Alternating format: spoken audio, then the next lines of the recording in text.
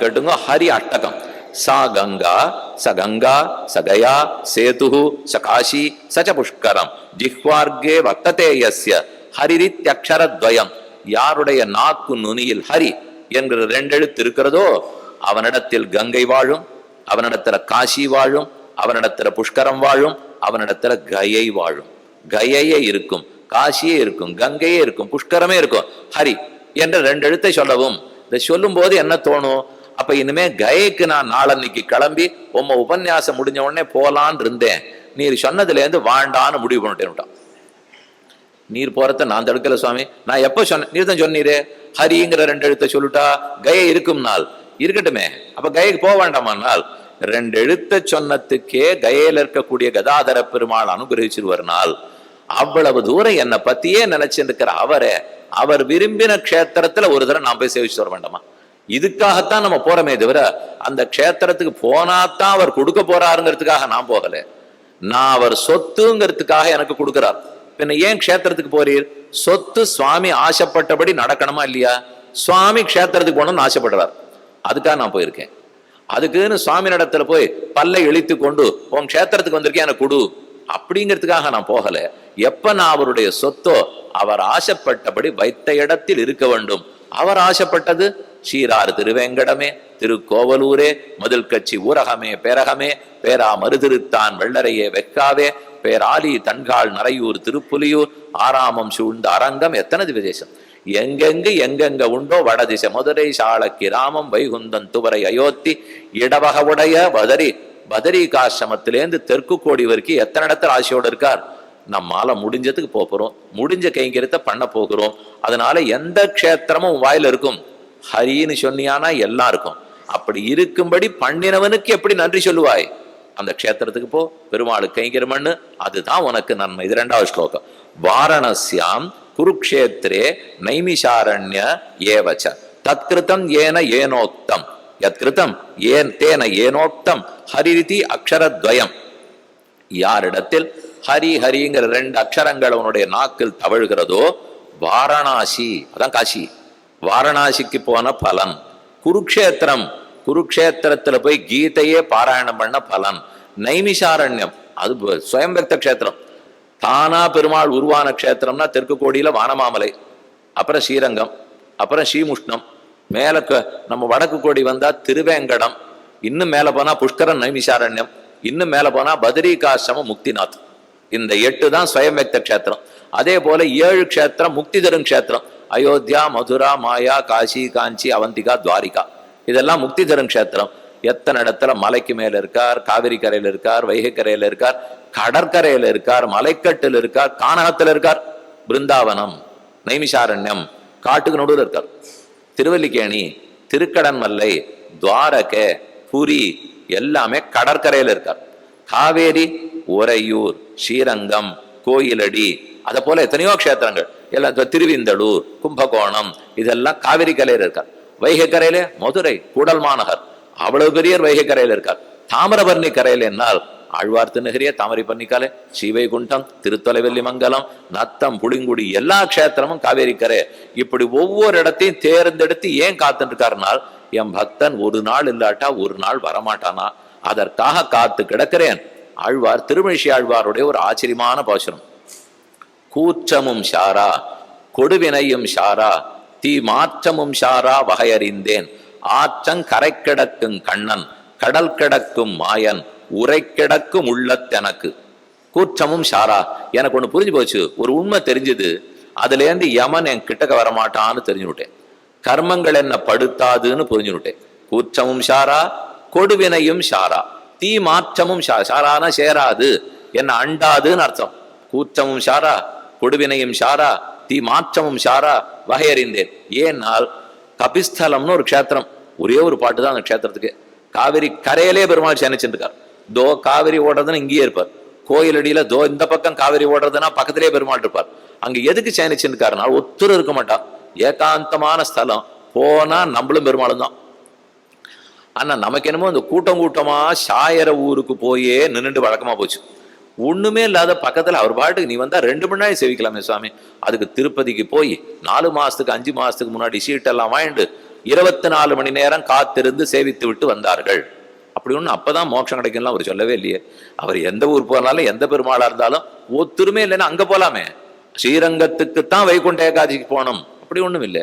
பக்கத்துல இருக்கிற கோவில் போனாலும் அதே அனுபவம் தான் கிடைக்க போகிறது. அதனால அந்த பெருமாள் கபிஸ்தலத்து பெருமாள் ஆத்தங்கரையில படுத்துண்டு என்னைக்கான ஒரு நாள் நம்ம பக்தன் இவ்வளவு நாளா இவர் காத்துட்டு இருக்காரு, காத்துட்டு இருக்கிறதுக்காகவாவது போயிட்டு வருவோமே அப்படின்னு வரமாட்டானான்னு இருக்கார். அப்ப எனக்கென்று அவர் காத்து கொண்டிருக்கிறாருங்கிற உண்மை எனக்கு புரிஞ்சுது. அப்படி இருக்கிறச்சே என்ன அவர் எதிர்பார்த்து இருக்கிறச்சே யமன் என்கிட்ட வருவனா, என் கர்மங்கள்லாம் என் இடத்துல வருமா, இனி பிறவி கிடைக்குமா? அப்ப இத்தனை நாள் கிடைச்சது என்னால் எனக்காக அவர் காத்துட்டு இருக்காரு. நான் புரிஞ்சுக்காத விட்டது தான் என் முட்டாள்தனம். அந்த உண்மை எனக்கு தெரிஞ்சிருந்ததுனால் இனிமே எனக்கு கவலை இல்லையே. அதான் கூற்றமும் ஷாரா கொடுவினையும் ஷாரா தீ மாற்றமும் ஷாரா வகையறிந்தேன். இந்த க்ஷேத்திரங்களுக்கெல்லாம் போன அனுபவம் கிடைக்குங்கிறார். வாரணஸ்யாம் குருக்ஷேத்ரே நைமிஷாரண்ய ஏவச்ச யத்கிருதம் தேன ஏனோக்தம் ஹரிரிதி அக்ஷர துவயம். 2 அக்ஷரத்தை சொல்லு நன்மை ஏற்படும். பிருத்திவியாம் யானி தீர்த்தானி புண்ணியானி ஆயத்தனானி ச தானி சர்வாண்யசேஷாணி ஹரிரித்யக்ஷர துவயம்.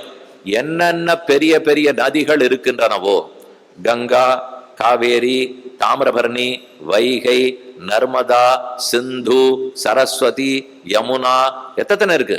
பிரம்மபுத்திராலேருந்து கண்டகி நதியிலேருந்து பாரத தேசமே புண்ணிய தீர்த்தங்களுக்கு இருக்கிற தேசம். இதுல பூமிக்குள்ள ஓடின்னு இருக்கிற நதி, பூமிக்கு வெளியில ஓடின்னு இருக்கிற நதி. திரிவேணி சங்கமத்துக்கு போனா 3 நதின்னுவா. 3 நதியில 2 கண்ணுக்கே தெரியும். இந்த பக்கத்துல இருந்து கங்கை ஓடி வரும், அந்த பக்கத்துல யமுனை ஓடி வரும். வண்ணத்துல வித்தியாசமே தெரியும். யமுனை கொஞ்சம் கருப்பு, கங்கை இன்னும் கொஞ்சம் சிவப்பு கலந்த வெளுப்பு. அதுவும் ஒரு கோடு போட்ட மாதிரி 2ம் கலந்துட்டு இருக்கும். அங்க நம்ம நிற்க முடியாது. இங்கேருந்து அவ்வளவு தூரத்துல போனா சேவிக்கலாம். இது மத்த நதியில குளிச்சு விடுற மாதிரி திரிவேணி சங்கமத்துல ஸ்நானம் இல்லை.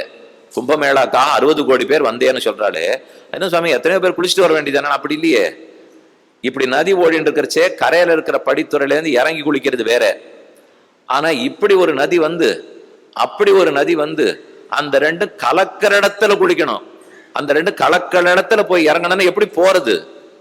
கரையே இருக்காதே. கரை இருந்து படித்துறை இருந்தா தான் இறங்க முடியும். 2 நதி கலக்கிற நடு இடத்துல அதுதான் ஏற்பாடே.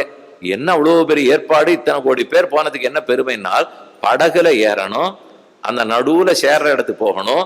படகுலேருந்து இறங்கினா 200 அடி ஆழம் இருக்கும். யாருக்கு நீச்சல் தெரியும்? அதனால என்ன பண்ணிருக்கா, படகுலேருந்து கீழே காலை வச்சா 2 படகை சேர்த்து அதுல ஒரு மெதவையாட்டம் போட்டு அதுல இறங்கி காலை வச்சு நின்று குளிச்சுட்டு வரணும். அதனாலதான் அது அவ்வளவு பெரிய சமாச்சாரம். இல்லைன்னா சங்கமத்துல குளிக்க முடியாது. கங்கையில தனியா குளிச்சுடலாம், யமுனையில தனியா குளிச்சுடலாம், சங்கமத்துல குளிக்கணுமே. இது போரா குறைக்க அந்த சங்கமத்துல தான் கீழே இருந்து சரஸ்வதி நதி வருகிறாள். இந்த பக்கம் கங்கை, அந்த பக்கம் யமுனை. அந்தர்வாகினின்னு சொல்லுவார்கள். அந்தர்வாகினா கீழிருந்து ஓடி வருகிறாள், நம்ம கண்ணுக்கு தெரியாது. சரஸ்வதி நதி எங்கேயோ மானான்னு இடம் இருக்கு. பத்ரிகாசிரமத்துக்கு இன்னும் மேல போனா மானார் இடம், வியாசருடைய குகை இருக்கு. அந்த குகையிலேருந்து கீழே பார்த்தீங்கன்னா சரஸ்வதி இப்பவும் தெரியும். இப்பவும் சரஸ்வதியை சேவிச்சுக்கலாம். போன்ற பேரிரைச்சடோட சரஸ்வதி நதி வந்திருந்தது. இவர் மகாபாரதம் எழுத ஆரம்பித்தார். தொந்தரவா இருந்தது. என்ன நான் பார்த்து 1.5 லட்சம் ஸ்லோகம் எழுதியாகணும், இவர் தட்டால் புட்டால்னு ஏதோ ஒரே சத்தமா கேட்டுருக்கு அப்படின்னு ஒரு கோவம் வந்தது. சரஸ்வதி பூமிக்குள்ள போனார். வாயே திறக்கல. சரி இவ்வளவு பெரிய ரிஷி அவர் எங்கேயான சாபம் போட்டாருன்னா நம்ம வாழ்க்கை ஆபத்தா போயிடும் அப்படின்னு அவ பூமிக்குள்ள போய் மொத்த ஹிமாச்சலமும் அங்கேருந்து கீழே வரணும். வந்துட்டு உத்தரப்பிரதேசத்துல கிழக்கு நோக்கி ஓடணும். திரிவேணி சங்கமம் வரைக்கும் வரணும். அப்புறம் தான் அவ மெதுவா தலையே காட்டினாள். அது வரைக்கும் தலையே காட்டலையே. வியாசருடைய ஆசைக்கிணங்க அவர் 1.25 லட்சம் எழுதி முடிச்சுட்டார். சரி எழுதி முடிச்சுட்டாரே சுவாமி, இப்பவாவது கொஞ்சம் வெளியில வரலாமான்னால் எப்பவும் இல்லை. இனிமே அங்க உள்ள போனது இங்கதான் வெளியே வருவாள். அது படமெல்லாம் அரசாங்கத்திலிருந்து எடுத்திருக்கா. மேலேந்து அதை பார்த்து படம் எடுத்துன்னு வந்தா வெள்ளி சரிகை ஆட்டம் தெரியுது. அங்கிருந்து இந்த வரைக்கும் உள்ள பூமிக்குள்ள சரஸ்வதி நதி இருக்கிறாள்ங்கிறது நம்ம எதுவுமே அறிவியல் பூர்வமாத்தான் ராமாயணம், அறிவியல் பூர்வமாத்தான் மகாபாரதம். அதை நம்ம இளைய தலைவர்களுக்கு சொன்னோம்னா புரிஞ்சு விடுவா. அதை சொல்லாம இருட்டடிப்பு செய்தோம்னால் யாருக்கும் புரியாது. ஏதோ கதை எழுதி வச்சுட்டு இருக்கா போல் இருக்கு. இவாளுக்கு வேண்டிய கதை எழுதி வச்சு யாரும் ஒன்றும் எழுதி வைக்கல. அதுல சொல்லப்பட்ட ஒவ்வொரு இடமும் அக்ஷர சுத்தமா நீங்க போய் பார்த்துக்கலாம். மகாபாரதத்துல எந்த இடம் இருக்கட்டும், ராமனை தேடிண்டு பரதன் போறார், ராமனே சீதையை தேடின்னு போகிறாள். எங்க போகிறார்னு ராமாயணத்துல போட்டிருக்கிறதுல எழுதி வச்சுங்கோ. அது எத்தனை மைல் தூரம் போய் கிழக்க திரும்பணும் மேற்க திரும்பணும்னு போட்டிருக்குன்னு எழுதிங்கோ. இன்னைக்கு நீங்க காலார நடக்கிறதுக்கு தயார்னால் நடக்க வாங்கோ. நாங்க இது வரைக்கும் 8 தரம் போய் பார்த்து வந்தோம். அந்த ஒவ்வொரு இடமா ராமானு யாத்திரைன்னு போகும்போது சொல்லப்பட்ட இடம் பெசகாமல், அக்ஷரம் ஒரே ஒண்ணு கூட மாறாமல் அதே தூரத்துல அதே இடத்துலதான் இப்பவும் இருக்கிறது, என்னைக்கும் இருக்கும். எத்தனை லட்சம் ஆண்டுகளாக இருந்தாலும் இது சனாதனமாக இருக்கிறபடியாலே ஒரு நாளும் மாறாது. இது சனாதன தர்மம்னு சொல்றோமே, ஏதோ பெருமானை தவிர்ந்த தர்மம்னு நினைக்க கூடாது. சனாதனம்னா பகவான் அர்த்தம். நாம நினைச்சிருக்கிறது நாம பின்பற்றும் தர்மம் சனாதன தர்மம் நினைக்கிறோம். கொஞ்சம் எண்ணத்தை மாத்திக்கணும். நாம பின்பற்றும் தர்மம் சனாதன தர்மம் தான். ஆனா அதற்கு முன்னால் சனாதன தர்மம்ங்கிறது ராமனையே குறிக்கும். சனாதன தர்மம்ங்கிறது கண்ணனையே குறிக்கும். ராமோ விக்கிரகவான் தர்மஹா சாது சத்யபராக்கிரமஹா ஆச்சார பிரபவோ தர்மஹா தர்மஸ்ய பிரபுர் அச்சுதா. அவரே தர்மம்னால் அப்புறம் சனாதனத்தை ஏதானு மாத்திர முடியுமா, குறைச்சிட முடியுமா? நாம் பண்றது தர்மம்னா தான் தேய வாய்ப்பு இருக்கு. அவரே தர்மம்னு சொல்லிட்டால் தேயவே வாய்ப்பு இல்லை. இன்னொரு கோணத்துல பாருங்க, அவரே தான் தர்மம்னு இருக்கிறச்சே நான் சனாதன தர்மத்தை ஒரு கை பாக்குறேன்னு சொன்னா அப்ப ஹிரண்யகசிபு போல கடவுளை ஒரு கை பாக்குறேன்னு அர்த்தம். அதான் அர்த்தம் ஆகும். என்ன நினைச்சுட்டு சொல்லிடுவாள்னால், நாம பின்பற்றுகிற தர்மம் சனாதன தர்மம் நினைத்து அதெல்லாம் தப்பு, இதெல்லாம் தப்பு, இதெல்லாம் மாத்துங்க, அதெல்லாம் மாத்துங்கன்னுவா. நாம பின்பற்றுறது இல்லை, அவர் தான் சனாதனமான தர்மம். அது எங்க தேடினா கிடைக்கும்? ராமாயணம் முழுக்க கிடைக்கும், மகாபாரதம் முழுக்க கிடைக்கும். புரிஞ்சுட்டு நம்ம தான் வாசித்தாக வேண்டும்.